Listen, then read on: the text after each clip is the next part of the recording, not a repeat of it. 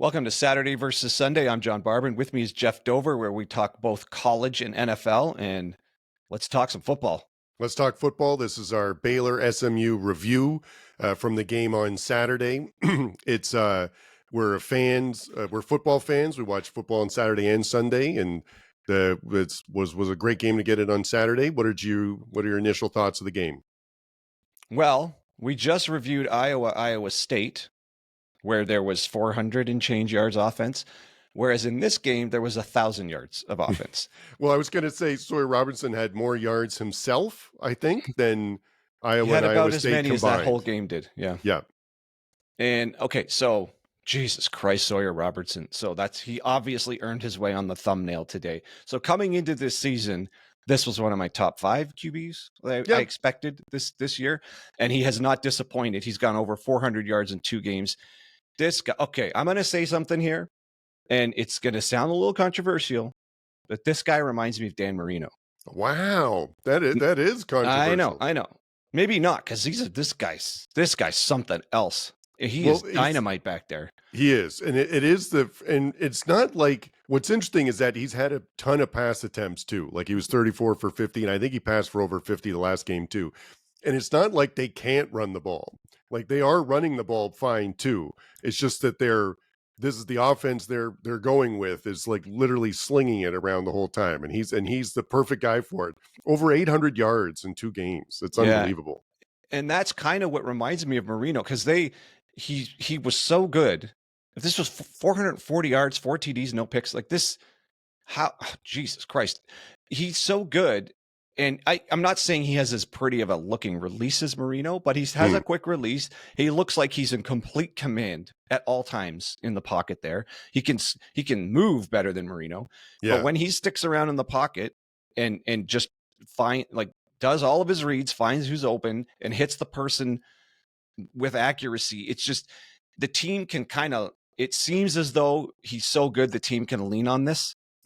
Even though the running game can move the ball as well, it's like a luxury to have a guy back there who can pick a team apart. Like it just, Jesus Christ, 440 yards. It's just, and consistently we're over 400 yards for 2 games. What's this guy going to go for 5,000 yards here this year? No, I know. That's what I was thinking. It's like projecting. This is in like the Hawaii or the Texas Tech sort of, the offense where they'd have like 5,000 yards in a season, which is really, so he's projected that way now. No, and I think that you're right about the arm and everything you said about him. I'm always blown away by his anticipation and the accuracy, especially that last play in the 4th quarter that tied it up. It was a seam pass. It had to be thrown on time. It was a dart. He had a small window to go through, and it's like you said, he's in complete control of the offense. Like that decision was made at the right time for him to be able to deliver that pass. So he was terrific. And what's funny is that Kevin Jennings had a good game. Like he was 16 for 22 for almost 300 yards and 3 TDs. He had an interception, but Robertson dwarfed him in this game is what it felt like watching it. Yeah, if you just showed the clips of Kevin Jennings' performance in this game, and TJ Harden, the running back, 115 yards, 3 TDs. If you just showed those 2 clips to somebody in isolation, I would think the average fan would be like, well, SMU must have crushed whoever they played. Yes. And then you show them Baylor's clips with Sawyer Robertson and their running backs. I think they had 2 backs go over 100 yards. I mean, Jesus Christ almighty. Like this offense, I mean, it's almost like against Auburn, they just ran out of time sort of thing. Like they got going a little later in the game there. They couldn't run it as well, but Robertson still shredded them through the air. So I'm not sure. I don't actually think anyone's stopping Baylor's offense this year. It's whether or not Baylor has anything to stop anyone else, because this definitely looked like a defense optional game. Yeah. No, like that was there. This fits perfectly in the Big 12 this season, I think. Like, I think this team, no one, like the Arizona State, Kansas State, like Utah, I think they're going to be nervous of Baylor, the way that they're doing the throwing around the offense, and you don't want to play them. So no, because I don't see it going anywhere. No. So it's I mean, okay, so what can we say about both these teams? I think they both look like they're going to be 2 of the top offenses in college, like for the year. Yeah. SMU, I mean, The other way around it is they better sort their defense out at some point here, because so far neither of them have looked like they can bow up that well, at least not against a good offense. Mm-hmm. And SMU, if the defense can come around, which was some people were going to question that coming into this year, should be competitive in the ACC, at least with an offense like this. It should keep them in a lot of games. But yeah, the defense at some point they got to do a little bit better than this. Mm-hmm. And then on the Baylor side, best offense in Big 12 probably, Mm-hmm. and should be right there at the end. Like, I don't know who the hell's going to be able to keep up with them.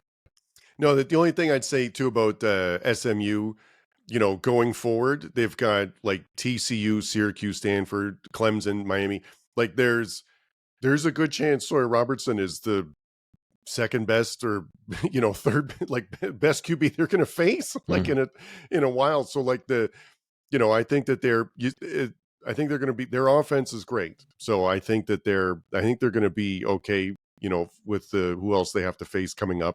So that that'd make me feel a bit better for them. But and Baylor's going to fit right in, I think, with the Big 12 going forward. They have everything's in front of them, like all their conference games still in front of them. Like the Auburn game wasn't a conference game. Like so I think you got to be excited for. And it's really, this is the counterpoint to our Iowa State review. If you haven't heard it, go back and check that one out. It's as a fan, watching these kind of games with this much offense is fantastic. Like, so, and I can appreciate a good defense. I'd have no trouble watching a good defense, but when it feels like inept offense and good defense, and that's frustrating. So this one was a complete shootout and a great comeback from Baylor, really, at the end there. Yeah, and that's another thing. And with an offense this good, I don't think you're going to ever feel like you're out of a game.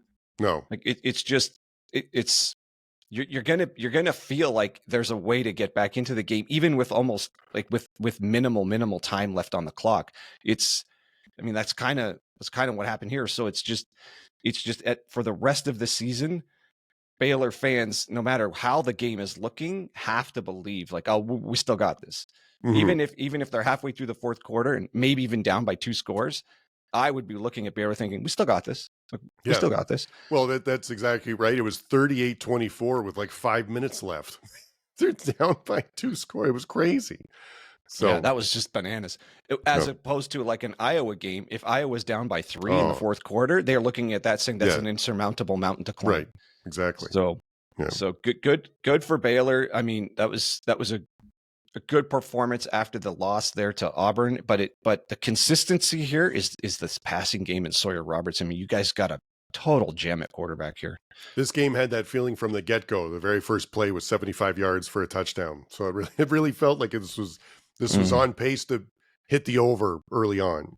Yeah, I mean, it's got to be frustrating for both fan bases to like, this might be we don't know yet because the season obviously hasn't played fully out, but this might be the opposite of an Iowa team that's half of a championship team. Mm-hmm. Like Iowa looks like they have a national championship. They always look like they have a national championship competitive defense with a JV offense. Here, you look like you have 2 national championship competitive offenses with, I'm not going to go all the way to JV defenses because these 2 teams were just stuck against each other this week. Mm-hmm. But I mean, these strike me as teams that only need to be just good enough on defense, because it seems as though no one's stopping either of them this year. Yeah. Yep. All right. You think that's a good place to leave it? Yep. I don't have anything like you said, Sawyer Robertson is playing incredibly well. They've got all the receivers. Like, I think in this game, since the QB play on both sides was so good, is making the receivers look really good. Not that those receivers like aren't good, like, but it's sort of like with Jeremiah Smith, he looks amazing, even if the ball is like not where it's supposed to be, or, yes. But these receivers look incredible, I think, and the quarterbacks are really helping them, put them in a position to be successful. Yeah, that's a good point. So the last thing I was going to do is kind of give flowers to who looked good, but everybody looked good. Yeah. Like, it's just, they're just going like a hot knife through butter, both offenses through both of these defenses.